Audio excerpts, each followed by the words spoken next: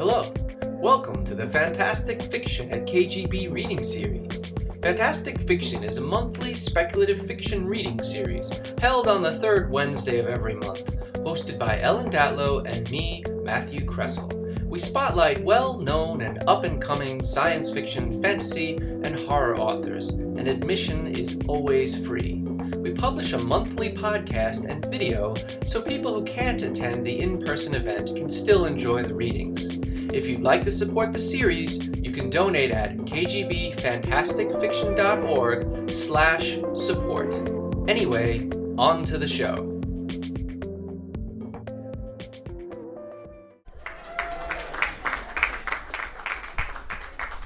That music stopped right on cue, so thank you, DJ, whoever that was. Appreciate it. I'm Matt Kressel. I co-host this series with Ellen Datlow. Ellen, say hello, Ellen. That's actually Mercurio David Rivera, who's subbing for Ellen, who is enjoying herself in Scotland right now. So we all miss Ellen, and we will wish her well on all the socials. Fantastic Fiction at KGB is a monthly reading series held on the second Wednesday of every month. It is always free. There is never a cover charge. All we ask is that you buy a drink, hard or soft, and tip your bartender, Mary, who is working hard. Let's all get Mary. Applause. Mary is working hard to keep you all hydrated. So thank you, Mary, and thank you all for coming. We have a mailing list. If you go to kgbfantasticfiction.org, you can sign up for our non-spammy mailing list. Yes, thank you. Please take photos. When Ellen is not here, someone has to take terrible photos of everybody. It's true. I love Ellen, but next month, September 11th, I am happy to host Elia Dawn Johnson and Sarah Beth Durst, so we hope you'll join us for that. Yeah. October 9th, Sarah Langan, David Leo Rice. November 13th, Adam Golaski, and our favorite guest, TVA. You guys are great. I love that. Thank you. December 11th, Sarah Pinsker and Yume Kitase. And next year, January 8th, Ben Berman Gahn. February 12th, Rebecca Frimo. So we hope you will join us for those readings. I am very happy to welcome James Chambers and Christopher Rowe tonight. I am a fan of their work, and I'm happy to have them here. And also, by the way, thank you, Mercurio David Rivera, for subbing for Ellen. Let's give him a thank. James, are you reading from this? I am. Okay, so do you have books for sale? I have a few with me. This one. Yes. So look at this cover. It's called A Bright and Beautiful Eternal World, and it's got, if you can't see in the back, it's got a Cthulhu monster, tentacles, squid over a flaming city. So, very optimistic view of. It's a really great cover, and So at the break, James will sell you a copy. Not only will he sell you a copy, he will sign it for you as well. So,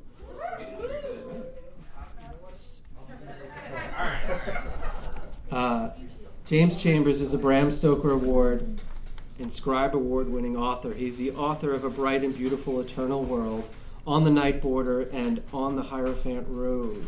The novella collection, The Engines of Sacrifice. The novellas, Kolchak and the Night Stalkers, which was, I love that TV series, by the way. What'd you do? You moved my lamp. I can't see now. The Forgotten Lore of Edgar Allan Poe.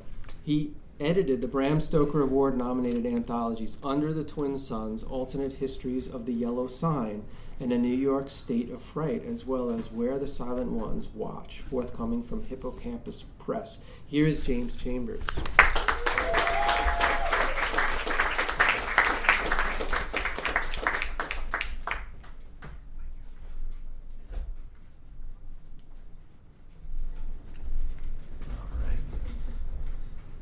I think this is Catch Me If I Stand Here? Great. Okay. Matthew, thank you for the introduction.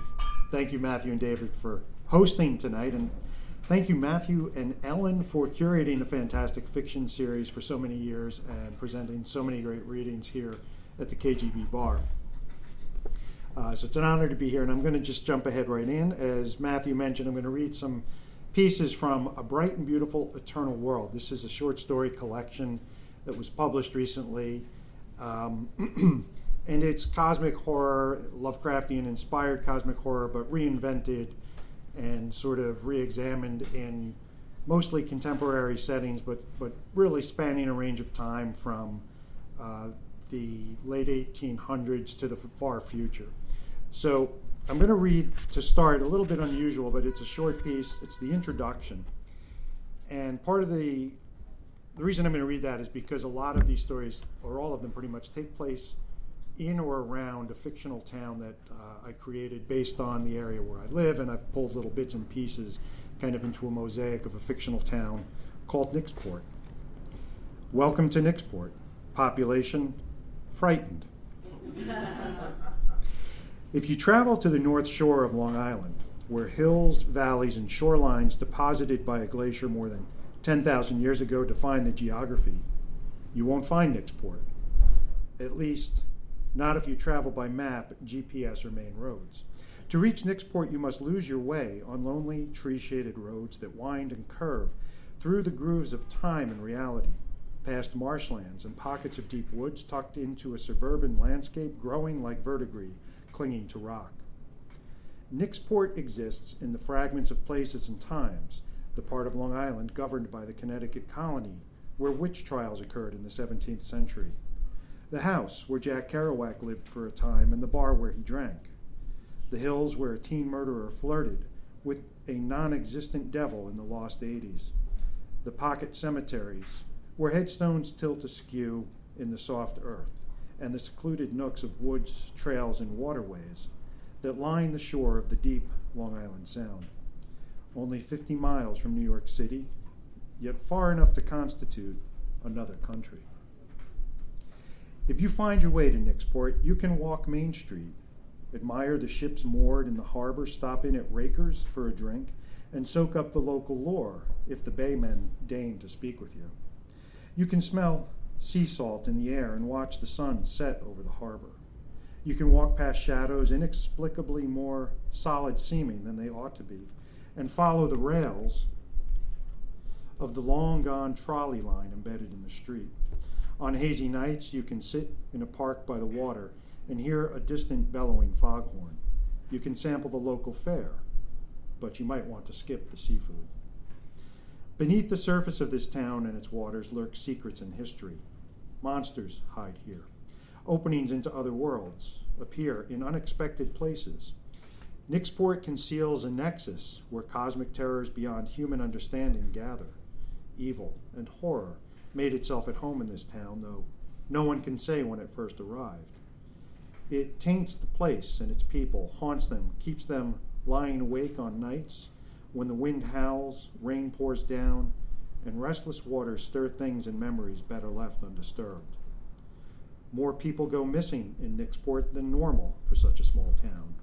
They slip between the cracks of the daylight world into quiet houses, rough trails, cold waters, and realities that exist only in their mind, into the realm of existential horrors and occult secrets. Ask Spence, behind the bar at Raker's, about it.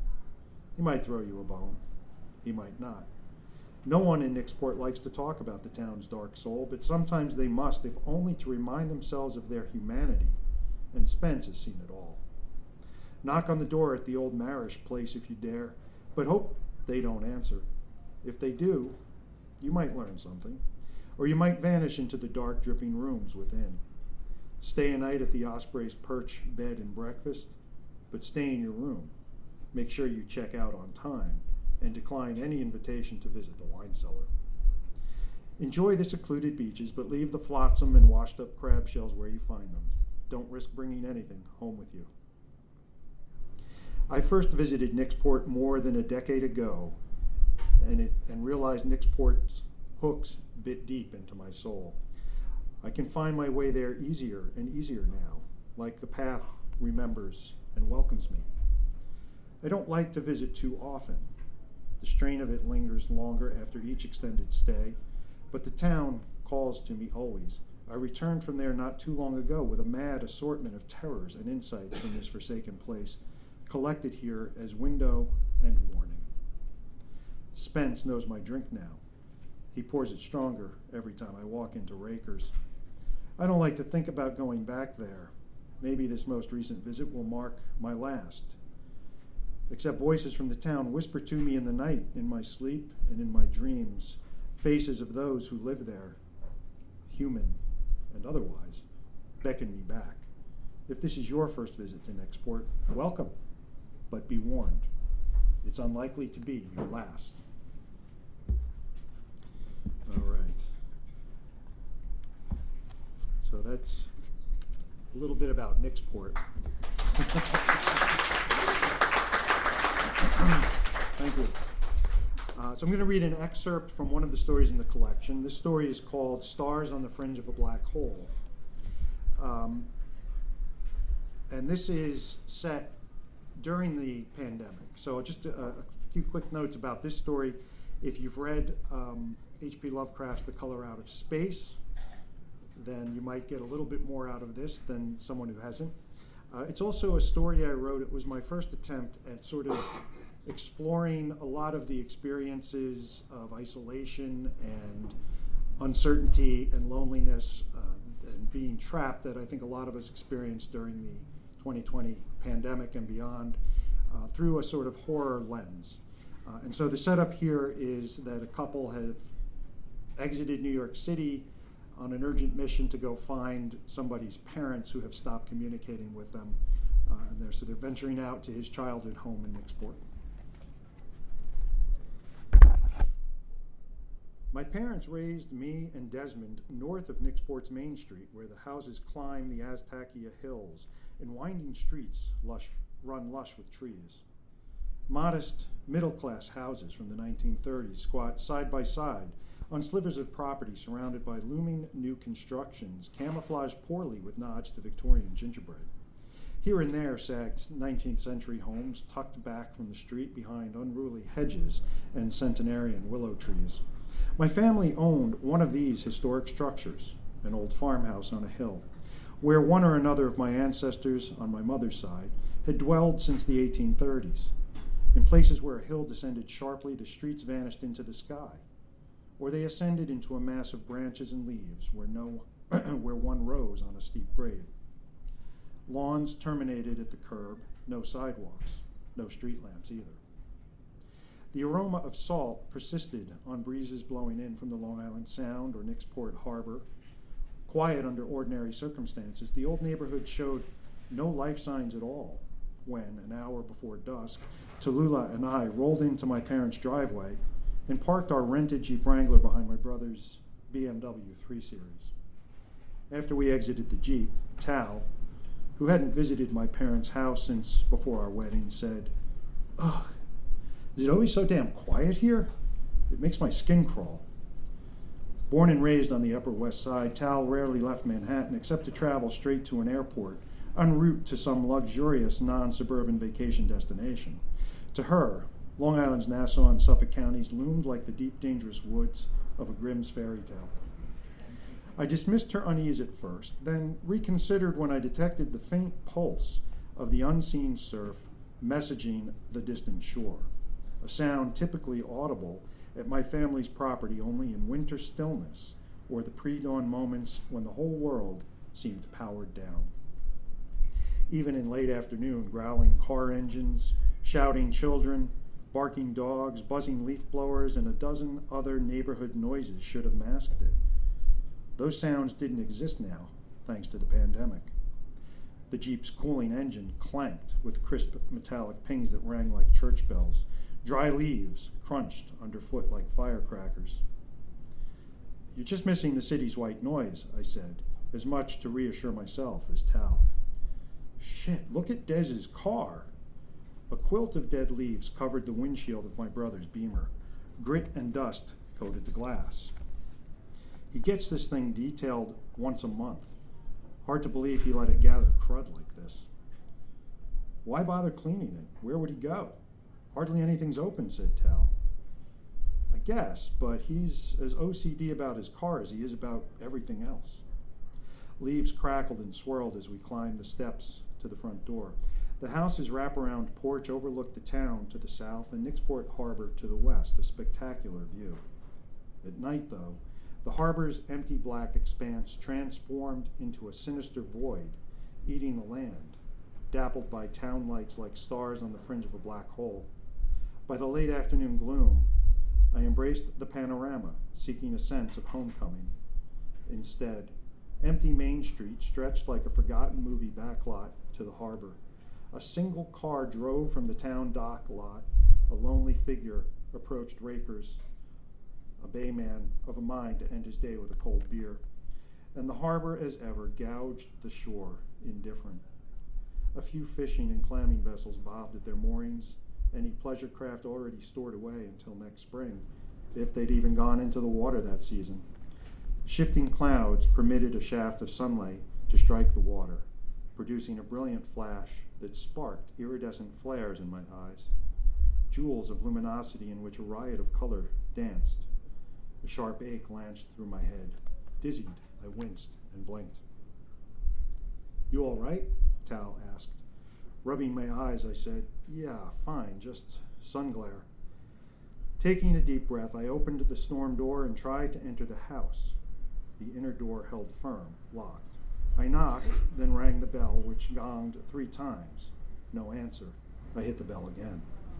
"Don't you have a key?" Tal said. "Sure, but I don't want to scare them if they're not expecting us." "You emailed, you texted, you left voicemails we were coming. They should know." "Yeah, they ought to, but that doesn't mean they do. People miss a lot of things right in front of their noses that they ought to be expecting, right, Tal?" Tal's expression slid toward sadness. We made brief eye contact. I awaited her retort, her lashing out defense. Instead, she inhaled a shuddering breath and regained her composure. No anger, no retaliation, only acceptance, which stoked my frustration. With a shrug, I let the storm door swing shut. I cupped my hands over my eyes and peered through the front window. In the unlit living room, a colorful burst of light flickered in a far corner, casting frantic shadows, then winked out. For a moment, I feared an electrical spark, then attributed it to the indicator lights on my parents' Wi-Fi router, or perhaps the ready light on their hand vacuum charger. The stillness deepened my apprehension. My fears of the worst possible outcome in a world gripped by a viral pandemic grew exponentially. Fishing my key ring from my pocket, I found the house key and with a trembling hand unlocked the front door. The house inhaled when I opened it, sucked in a great, desperate gulp of air for the first time in weeks, perhaps months, and then it exhaled. The odor rushing out forced me to clamp my eyes shut, cover my mouth, and fight my gag reflex. Behind me, Tal uttered, "Oh my God," as she pattered down the steps away from the porch. Decomposition?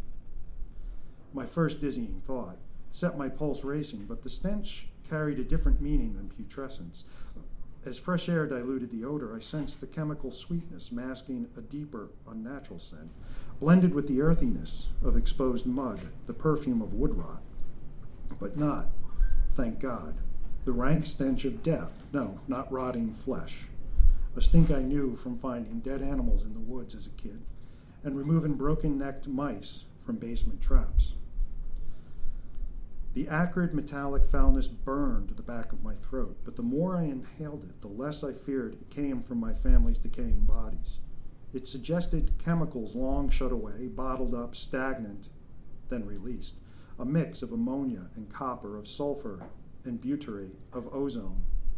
"Mom, Dad," I called out. "Des? It's Franklin and Tallulah. Did you get my messages?" The floorboards creaked as I stepped inside. Tal hurried back up the porch steps, a hand still cupped over her nose. "Be careful, Franklin." "It's fine, Tal." Her concern resonated, though.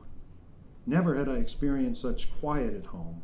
My father's vinyl records playing in the background morning to night filled our house with constant music. My restless mother always puttered, cleaning or fussing over some craft project or baking in the kitchen. Even Des had contributed when he still lived here, watching TV with the sound cranked to exactly 47, the number more important to him than the volume. My parents' house had grown placid after Des' research grant took him to Arkham on sabbatical from Sagtikos University. He and I never said goodbye when he left. Since the day he refused to attend my wedding to Tal, we rarely spoke. We'd reconnected superficially for our parents' sake after he returned home. I attributed the chemical stink to his endless projects and cleaning binges. I searched the first floor, poking my head into the dining room, kitchen, den, and bathroom, all unoccupied. Several weeks of unopened mail lay in neat stacks on the dining room table. The kitchen sink gaped empty and dry. No crumbs littered the countertops. Everything looked tidied and put away, fresh cleaned, ordered for an extended vacancy or in anticipation of guests. A house put on hold. My father's gentle sloppiness straightened, all evidence of my mother's constant activity erased. In the den, my mom's houseplants, which she watered and pruned daily, her little leafy children, billowed with overgrowth. Leaves and branches formed a faded green mesh against the bay window. Hanging plants draped over their pots like waterfalls to the floor. Geranium roots swelled to cracking their terracotta planters. The flowers drooped like soggy t-shirts. I touched one. It crumbled to ash at my fingertips. Tal brushed against a sheet of fern fronds.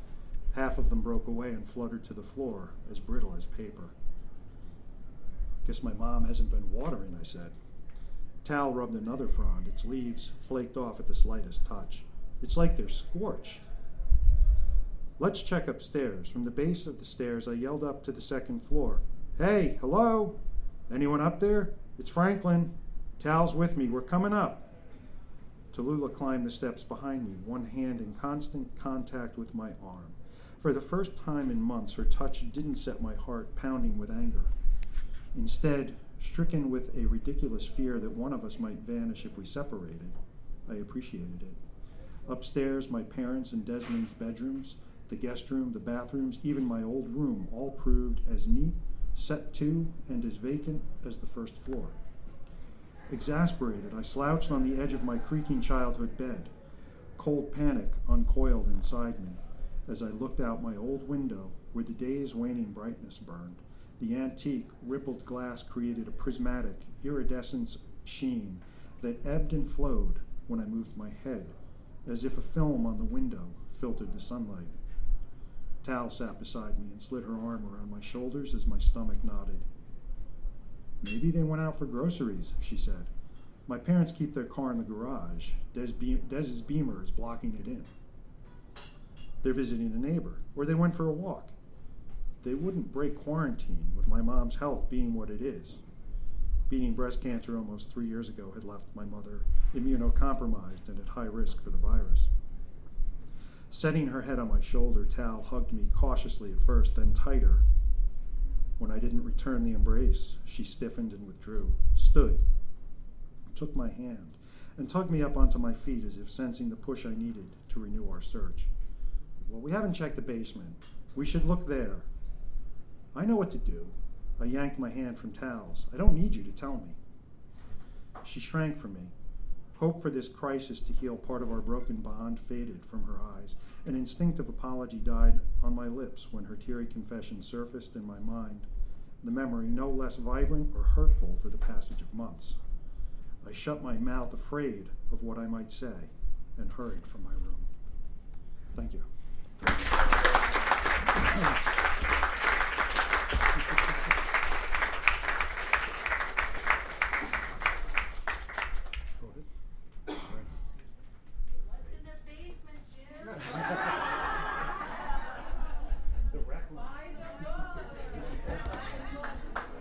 That is the eternal question. What is in the basement? So we're going to take about a 10 or 15 minute break. You can go ahead and buy books from Jim, and please buy a drink. And we'll be back in a few minutes with Christopher Rowe, so stick around.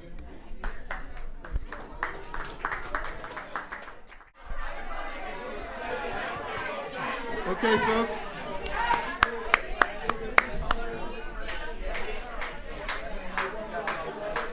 folks. We're ready to get started. Woo! Hello, folks. My name is David Mercure Rivera. I want to thank Matt Kressel and Ellen Dallow for asking me to sub for Ellen tonight. It's really an honor to host here. It goes without saying that this place has such a rich history. I don't know if any of you are aware of the fact that this place was known as the Palm Casino back from 1948 to 1988, and it was a social club for socialists and communists. And then in 1993, it was reopened as the KGB bar, and it's been hosting all of these phenomenal reading series since then. So it's got such a rich history, and of course, we've been doing this fantastic fiction series since '96 or so. I mean, it's late '90s. Yeah. Late '90s, and it's been going strong ever since. So it's really an honor to be co-hosting tonight, and it's my honor to introduce our second reader of the night, Christopher Rowe. Christopher Rowe was born in Kentucky and lives there still. Neither of these facts are likely to change. He has been a professional writer of speculative fiction since before the turn of the millennium.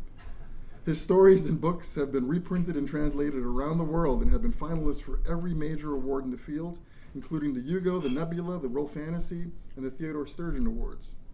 He is the author of one of the most well-regarded collections of recent years, Telling the Map by Small Beer Press. Yeah. And two critically acclaimed novellas, These Prisoning Hills and The Navigating Fox, by Tordotcom Publishing. He likes golden retrievers, good food, and giant robots. Who doesn't? He probably watches more professional bicycle races than you do, but who knows? Ladies and gentlemen, Christopher Rowe.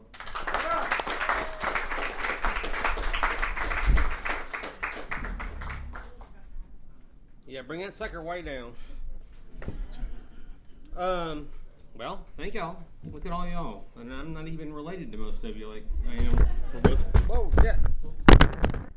Everything's going wrong for most of my readings. Thank you, Matt. Thank you, David. Thank you to the absent Ellen for asking me to this. Ellen is in Scotland having a big old time, I hope, and I hope she doesn't have COVID like so many of our friends and colleagues appear to have developed over there. As an aside, I once gave Ellen COVID, and yet she still invited me to this.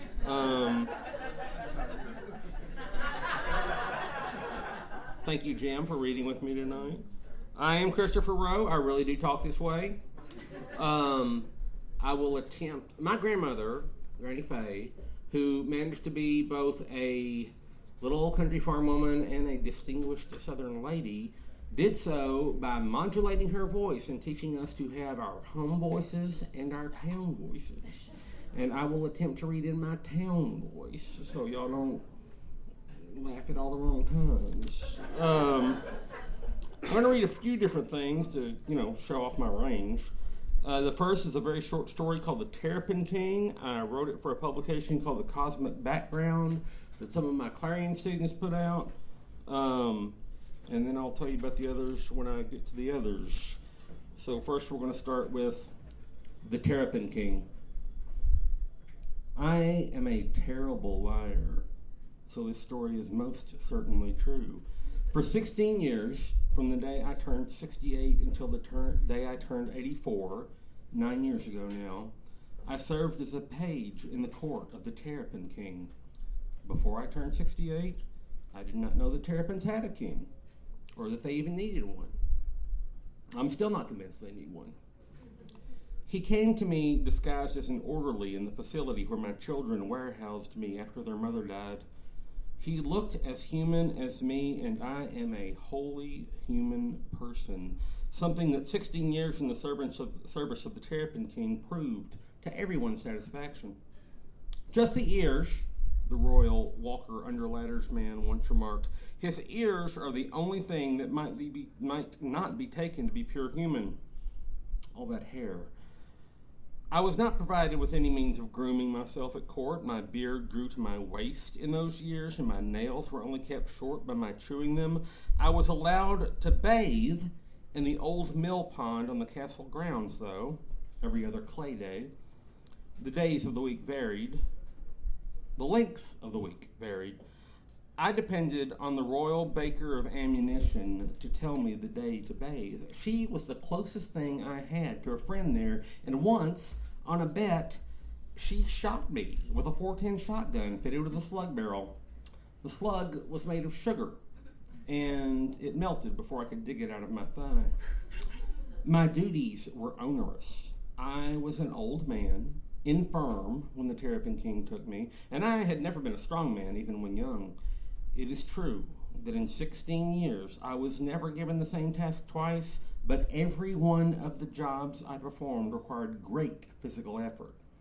On the first day, I carried a book bound in the skin of a crane around the circumference of the Great Green Tower 333 times before delivering it to the throne room. The Terrapin King ponderously extended his head and blinked his great green eyes. "I've already read that one," he said. The pages of the book were blank. I checked. On the last day, I washed and brushed the luxurious red gold hair of the Countess of Everything You've Ever Lost. She hummed the whole time, and before I was finished, I had forgotten my youngest daughter's name. The days between, I did 5,839 other things. The Terrapin King was capricious, but wise. This was what I was told, and I never saw any evidence to the contrary. He was a killer and a savant. He could expound on any and everything, and without warning, he would sometimes dart his head out and close his great beaked jaws around some luckless servant or courtier, ending them. I believe that I was taken from the facility at random. I believe if I had been assigned another room, that whatever hapless soul was assigned mine would have been taken. I cannot prove this. Perhaps I wish it. Wishes are, of course, terrifying things, as I was told over and over by the royal baker of ammunition. "I once wished for an electric oven," she said, "and he gave me one, but baked me in it at 450 degrees Fahrenheit for 40 minutes, turning me once at the halfway point." There was no point in asking who he was. "After that," she said, "when I'd forgotten being cooked, I wished for a mother. He gave me his, even though she died long ago. I still sleep in her shell. She pricks me with sewing needles when she doesn't like the direction of my dreams. Myself, I never dreamed during my time at court. I have never dreamed since my time at court either. All of my mind is taken up with memories of pointless, impossible tasks and cruel, impossible people. When I sleep, what I do is remember. When I'm awake, I try to forget. These are the changes I underwent while serving the Terrapin King, other than growing a tangle of a beard and growing older. I learned to understand the language of crickets and can still interpret their songs on summer evenings, though they are very, very banal songs. My vision became perfect. I regrew the kidney that had been removed when I was 59. I lost all my teeth. I found them again. "Why don't you petition for a pardon?" the royal baker of ammunition asked me on my last day there. "You haven't committed a crime that I know of," I told her. "Why else would you be here?" she asked. I thought about that for a moment. Then I said, "Capriciousness?" "On whose part?" she asked. I thought, that's an excellent question. I thought it, but I didn't say it. So, later that morning, when I went before the Terrapin King to receive my 841st art assignment, I asked, "May I go home?" "After you wash the Countess of Everything You've Ever Lost's hair," he said. "Thank you," I said. But before I turned to find the Countess, I asked, "How will I get there?" "I suppose I'll take you, if you can tell me the way," he said. The facility had burned or been demolished, or anyway, had disappeared. He left me in a weed-choked lot between a highway and a dingy-looking office park. I was wearing the pajamas I had been wearing 16 years before, and in my spotted hands, I held a pair of scissors and a mirror. I trimmed my beard and went to find a payphone. But by then, they were all gone. Everything else I ever knew was gone too. The end.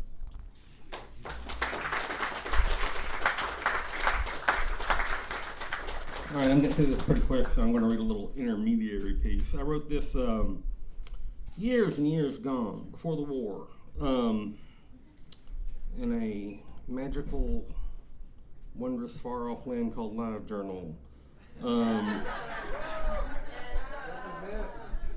I was, I'm conveniently labeled as being from Kentucky, and I was writing, and maybe I will get back to this series of short stories about all the counties in Kentucky, of which there are 120, so, give me a minute. This one's about Bourbon County, and it's called Bourbon Queens, and there are 2 Bourbon Queens. Lynn's like this. At Bourbon County High School, she was on the dance team and was the homecoming candidate for the Future Business Leaders of America. These counted for her with some people and against her with others. She also won the chemistry prize and took AP Trig. Same score, different scorekeepers. KT's like this. She wrecked 4 cars their senior year because she would never wear her glasses and didn't like how contacts felt. She had her hair done at an Nevada concept salon in Lexington that charged $70 for a trim and highlight, when a trim and highlight cost $22 at the Be Lovely, which, no coincidence, was run by KT's mom. When Lynn told KT that people thought she was vain, KT said, "Let 'em." Some people think vain is the same thing as stupid. And some people think overachievement means you're compensating for something. The Bourbon Queens will use these misconceptions to great advantage all their long lives. They are sitting in KT's latest car, a silver Camry just delivered by her money is love ex-father, in the parking lot of the Cane Ridge Meeting House. They are sitting on a cusp. KT is saying, on the other hand, I guess going out of state means there's at least a chance you'll meet guys who don't care about basketball. KT famously despises basketball, a hard road in Kentucky. She passes the 44-ounce styrofoam cup to Lynn, who sips it and winces. Vodka and orange juice, I said. By the time she's in her 30s, Lynn will drink only bourbon and have a complicated loyalty to a home she'll not have seen in over a decade. KT will drink only afternoon. For now, they're drinking cheap vodka mixed with a bottle concoction of citrus flavoring and sweetened corn syrup. They're teenage girls. They're sitting on a cusp. KT ignores Lynn and waves her hand at the building set back in the trees. You ever go in there? Lynn is thankful for the change of subject. Field trips. 4th, 6th, and 7th grades. Freshman year for American history, junior year for Kentucky history. Just like you. KT takes the cup back and sips from the straw. I missed that day, she says. KT is famous for her absenteeism. There's another building inside there, a big log cabin. It's a church. Lynn doesn't try to remember if KT really missed every single one of those field trips, because Lynn never doubts anything KT says. She never will. She's right not to. The Great Awakening, says KT, and they both crack up when sloshing their drink onto leather seats as yet unscarred by Camel menthols. KT keeps going, doing her famous imitation of the Reverend Mr. Bowman, their Kentucky history teacher. 20,000 country people in revival. Lynn sets the cup on the dash. The straw bends back towards them, pressed against the glass. A few weeks later, when KT is dropping her off at the Cincinnati airport, Lynn will scrape flecks of her own muted red lipstick off the inside of the window and wonder how it got there. I think I need a great awakening, Lynn says, or at least a little one. She is sitting on a cusp. KT, who will love so many people so fiercely in her life, reaches over and squeezes her friend's shoulder. Sweetie, you're the most awake person in the world. It's me needs waking up. Then punches KT's arm instead of squeezing it. You'll do better than me. If you want to go to UK, go to UK. If you want to go to that art school in Savannah, go to Savannah. You shouldn't let anybody tell you what to do. Every dark night KT will ever pace through will come after she's let somebody tell her what to do. Right now, she's sitting on a cusp. Listen to you, KT says. Better than Miss Brain, as if KT thinks Lynn is the smartest person she'll ever meet. KT will meet many brilliant people, but in the end, it will turn out she's right. Lights flash across the parking lot, and Lynn scrambles to hide the styrofoam cup. It's not a cop, KT says. It's just somebody turning around. We should probably still go somewhere else, Lynn says. We've been here for a while. So KT starts her new car, and the girls head back towards town. Back towards home. Out towards tumult and exultation. That's that one.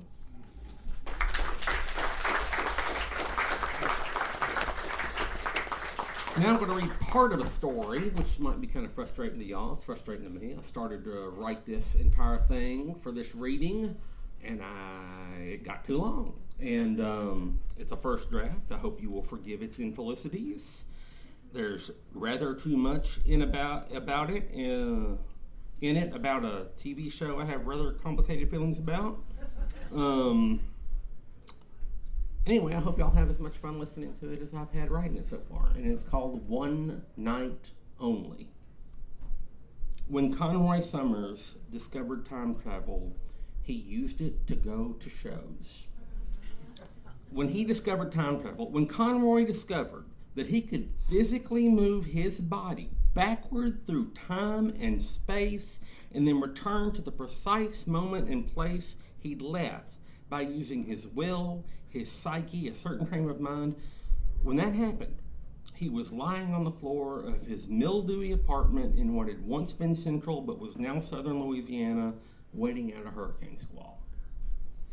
He was listening to a recording over 100 years old. That's Entertainment by Gang of Four. He was not listening to it using his onboards.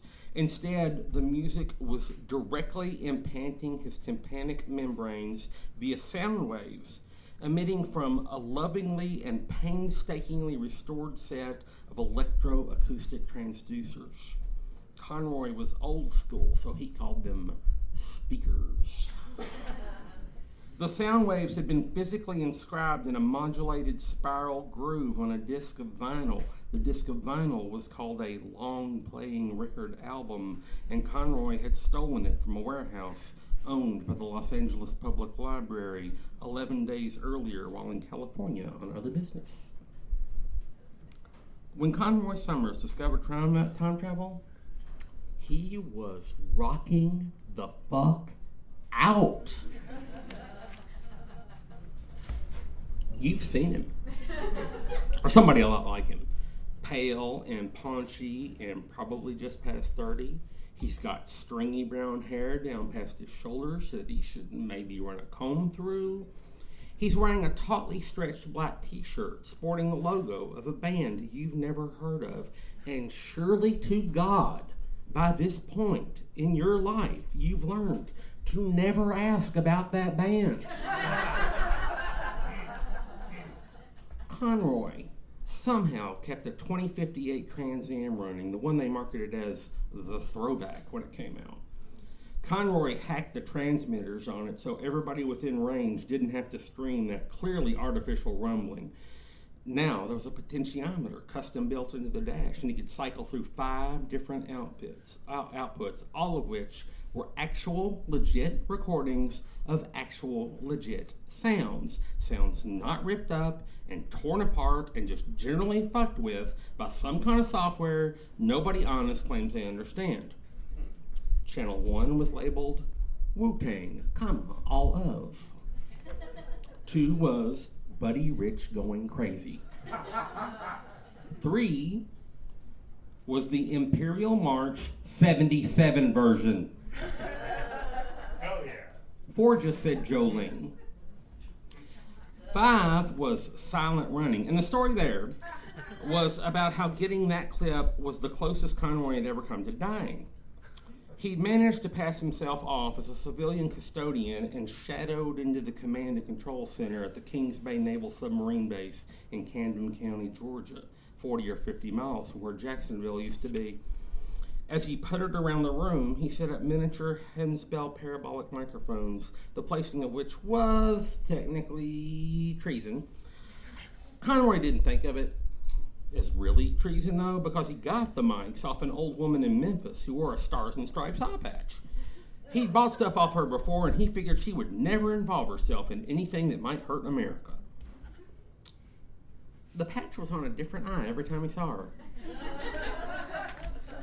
What happened at the subbase was that a rating found one of the mics, and then a master-at-arms found all the rest of the mics, and then presumably somebody said something like, "The janitor was a new guy." Conroy was already hauling ass outside the base perimeter when he was spotted, and they shot actual guns at him. Not a clean getaway, but a getaway anyway. Conroy had what he'd been hired to get: 3 minutes of subaquatic sound from a sonar buoy, monitoring a test run of a Theta-class Ohio missile boat recorded on a 60-minute Fuji Type 6 cobalt nickel evaporated compact cassette tape. The asking price for blanks of those tapes in the gray market was astronomical. So Conroy had been forced to steal the 2 he needed, only for one for his anonymous employers and one for his own personal use. On the silent running setting, the silent running setting of the potentiometer was the reason Conroy called his car Red October, even though it was factory standard silver. He had to keep a careful eye out when he drove casting silent running because the Trans Am prowled so quiet, people not looking left, right, then left again would step right out in the street in front of him. Once he learns to travel back in time, he decided to go back and redo the whole naval base incident so he wouldn't get shot at. He had a vague notion that might stop the nightmares and the random bouts of trembling and so on. But the day he decided to do that, he also realized it was the centenary of the opening day of the first Isle of Wight festival. He'd seen Dylan and the band and all the big acts plenty of time by then, but he was very curious about these cats, Marsupilami. They hadn't even recorded an album yet when King Crimson mysteriously bailed, and all of a sudden Marsupilami was the opening act at what was arguably the most famous music festival ever, unless you count Woodstock, which Conroy didn't. Marsupilami went on to make 2 albums, and while there was some evidence they'd been digitized, nothing of them had survived the Ouroboros worm. There had to be very few people alive who'd heard any of their music. Even the Los Angeles Public Library didn't have their stuff on physical media. Their tunes were one of Conroy's white whales. He had a whole pod of those, and it kind of pleased him that it was almost a certainty that this particular white whale was one nobody else in the wide, wide world was hunting. It would be cool if Conroy could travel back to the early 70s and just filch their albums from a London record shop. But one of the really stupid things about time travel was that he couldn't bring anything forward with him. In fact, the only things he could even take back were the clothes he'd been wearing that first time.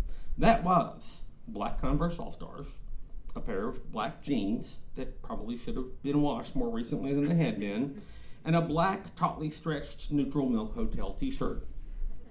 One time, this would have been the mid-1960s, Conroy was at the Blackboard Cafe in Bakersfield, California, when Buck Owens glanced out at him where he stood right in front of the stage. Buck did a double take when he saw the t-shirt. He caught the attention of his guitar player, Dangerous Don Rich, and nodded at Conroy. Rich, who was the tightest electric guitar player Conroy ever heard in any year, looked down at Conroy's t-shirt and cracked a big grin. Then the two of them did the last chorus in those unbelievable harmonies, and when they finished, they bowed toward Conroy in unison, rhinestones sparkling in the spotlights. Conroy thought about that all the time, and never did come up with anything substantive to explain it. He did, though, try to prevent Don Rich from dying in a motorcycle accident when he was just 32, and was somehow still getting better and better. It hadn't worked.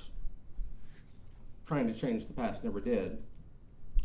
And so, Rich's life ended in tragedy, like Tupac's, like Patsy's, hell, like Franz Schubert's. As for Buck and how his career wound down, well, where was that one Dwight Yoakam duet? Hee Haw could go fuck itself. Now there's a lot about Hee Haw. Settle down. That said, Conroy had to acknowledge that the fact that the complete run of Hee Haw, of all things, was part of the approximately 14% of digital data to survive Ouroboros wasn't technically a tragedy. Along with everybody else, Conroy had been taught to appreciate and revere what little of the culture of the past remained. Still, you've got a multi-threat strings player like Roy Clark. You've got both Loretta Lynn and Tammy Wynette as frequent guest stars. You've got Buck fucking Owens, and this is what you do with it?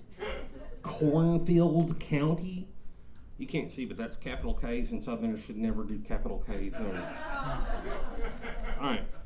Conroy could not watch, of course, and if he was being honest, there were some really stellar guest appearances on that show, but he would absolutely take the 40 surviving minutes of Soul Train that included Tina Turner slaying Oh My My Can You Boogie over just about any other televised music left. We wish you peace, love, and soul. Hell yeah, Don Cornelius! Conroy had not, to date, tried to go to any television tapings. He did theoretically have all of history to explore, after all, but when he wasn't doing his regular job, which was being a criminal, he did everything anyone could do to track down the dates and times and places of legendary performances. He was probably the only person ever born who could honestly say, I saw their last show, and he could say it about at least 60 acts. The fact that he only spoke English was a difficulty, but it turned out that outfit was the real problem. It placed some fairly strict limitations on where and when he could go and not draw unwanted attention. For example, when he was in an expand your horizons kind of mood, he'd made the trip to Moscow in August 1880 to see the world premiere of the 1812 Overture.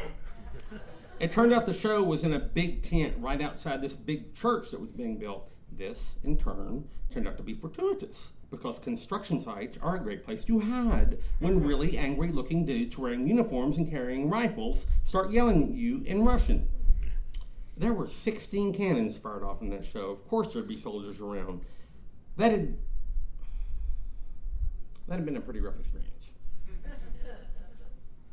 Early on, he made the obvious intuitive leap of just stealing clothes whenever he was going, but this turned out to be less practical than he'd hoped. He'd never tested the limits of how long he could stay in the past, but he didn't want to push it by playing Conroy Summers Time Spy or whatever, too close to his actual life. He did figure out that the latest time he could travel to was just before he was born, but by and large his personal interests kept him active from around 1950 to around 2000, which a historian would probably say is just a blink, unless the historian specialized in popular music. Conroy really did see the Sex Pistols' last show. It kind of made for a better anecdote than experience, but hell, who was he going to tell? Thank you.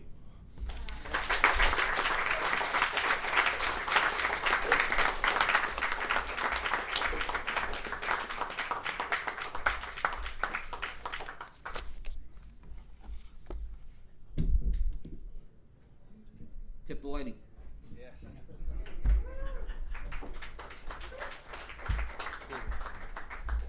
The mic drop, right? That was pretty great. Thank you, Christopher. I appreciate that. Thank you, James. Thank you to all of you for coming tonight. Thank you to Mary for keeping us hydrated. And yeah, stick around. You don't have to go anywhere. You could just buy a drink and please support the bar. And we'll see you next month. So thank you.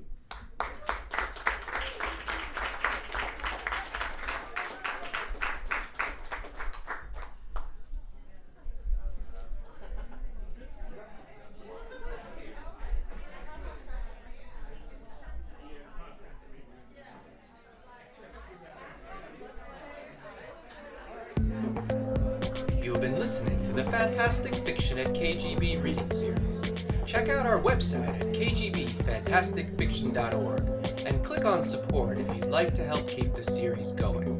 Anyway, that's our show. Thanks for listening and see you next month.